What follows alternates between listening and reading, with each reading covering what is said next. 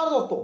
भारतीय दंड संहिता की धारा 124 से राजद्रोह सेडिशन क्या है? इस धारा का इतिहास, कब किसी व्यक्ति के ऊपर इस धारा के अंतर्गत कार्रवाई की जा सकती है, उसकी गिरफ्तारी हो सकती है, उसको जेल भेजा जा सकता है, कैसे होगी गिरफ्तार व्यक्ति की जमानत, और अगर दोषी पाया जाता है तो कितनी हो सकती है सजा।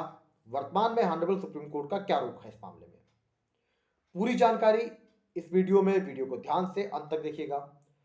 वर्ष 1870 में जेम्स फिट्ज जेम्स स्टीफन के सिफारिश पर सुझाव पर इस धारा को भारतीय दंड संहिता में जोड़ा गया और इस धारा में जिन प्रमुख व्यक्तियों के ऊपर कार्रवाई हुई, जिनकी गिरफ्तारियां हुई, उसमें महात्मा गांधी और लोकमान्य तिलक प्रमुख हैं। जब भारत देश आजाद हो गया तो 26 जनवरी 1950 को भारतीय संविधान लागू होने के बाद इस धारा की आलोचना शुरू हो गई, क्योंकि यह धारा भारतीय संविधान के अनुच्छेद 19 के उप अनुच्छेद 1A के अंतर्गत जो वाक एवं अभिव्यक्ति की स्वतंत्रता का अधिकार नागरिकों को मिला है उस पर निर्बंधन लगाती है, उस पर रोक लगाती है। ऐसा आज भी माना जाता है और कहीं ना कहीं ये चीजें न्यायालय के समक्ष आए दिन विचार के लिए रखी जाती हैं। सबसे पहला मामला जो 124(1) के अंतर्गत आया वो आया पंजाब हाई कोर्ट के समक्ष वर्ष 1951 में तारा सिंह गोपीचंद बनाम पंजाब राज्य के मामले में, जिसमें यह कहा गया कि वाक एवं अभिव्यक्ति की स्वतंत्रता भारतीय दंड संहिता की धारा 124(a) लगाती है।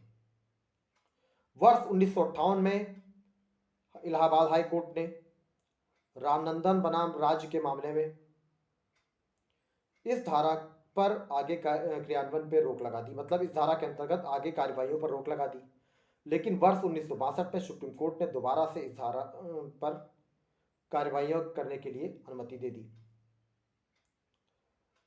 फ्रेंड्स, कब इस धारा के अंतर्गत किसी व्यक्ति के ऊपर कार्यवाही की जा सकती है?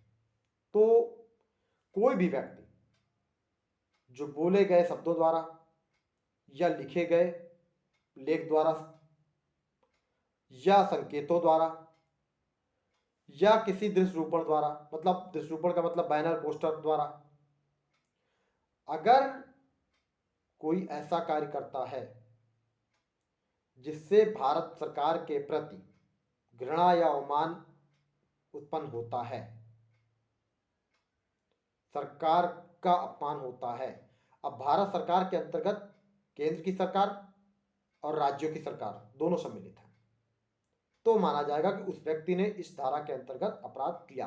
मतलब आप ऐसा कृत्य करते हैं जिससे लोगों के बीच में जो सरकार है उसकी लोकप्रियता घट जाए, कम हो जाए, घृणा पैदा हो जाए, सरकार का अवमान हो, तो ये माना जाएगा कि आपने इस धारा के अंतर्गत आने वाला अपराध किया है। अब अगर कोई व्यक्ति ऐसा अपराध करता है तो उसके ऊपर FIR दर्ज की जा सकती है, क्योंकि यह धारा संज्ञेय प्रकृति की है, अजमानती है और सेशन न्यायालय द्वारा विचारणीय है। तो इस धारा के अंतर्गत आपकी गिरफ्तारी की जा सकती है। और अगर कोई व्यक्ति जब गिरफ्तार हो जाता है तो उसकी जमानत के लिए सेशन न्यायालय में आवेदन किया जाएगा। अगर सेशन न्यायालय जमानत दे देती है तो ठीक है, अदरवाइज आपको हाई कोर्ट जाना पड़ेगा जमानत के लिए। और अगर ड्यूरिंग ट्रायल आप दोषी सिद्ध होते हैं इस धारा के अंतर्गत तो आपको हो सकती है आजीवन कारावास की सजा और जुर्माना या 3 वर्ष तक की कारावास या जुर्माना या केवल जुर्माने से आपको दंडित किया जा सकता है। वर्तमान में ऑनरेबल सुप्रीम कोर्ट ने 11 मई 2022 को इस धारा पर यह रोक लगा दी है कि आगे अभी कोई FIR इस धारा पर 11 मई 2022 के बाद दर्ज नहीं की जाएगी, जब तक केंद्र सरकार कोई रुख स्पष्ट नहीं कर देती है, क्योंकि काफी समय से इस धारा पर रोक लगाने की मांग हो रही थी कि इस धारा को कहीं ना कहीं समाप्त किया जाए। तो फ्रेंड्स, ये है राजद्रोह की संक्षिप्त जानकारी।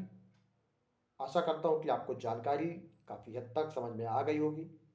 तो फ्रेंड्स, अगर आपको वीडियो पसंद आता है तो वीडियो को लाइक करें, चैनल को सब्सक्राइब करें, ताकि आगे भी आपको ऐसे जेन्युइन लीगल कंटेंट देखने को मिलते रहें। Thank you.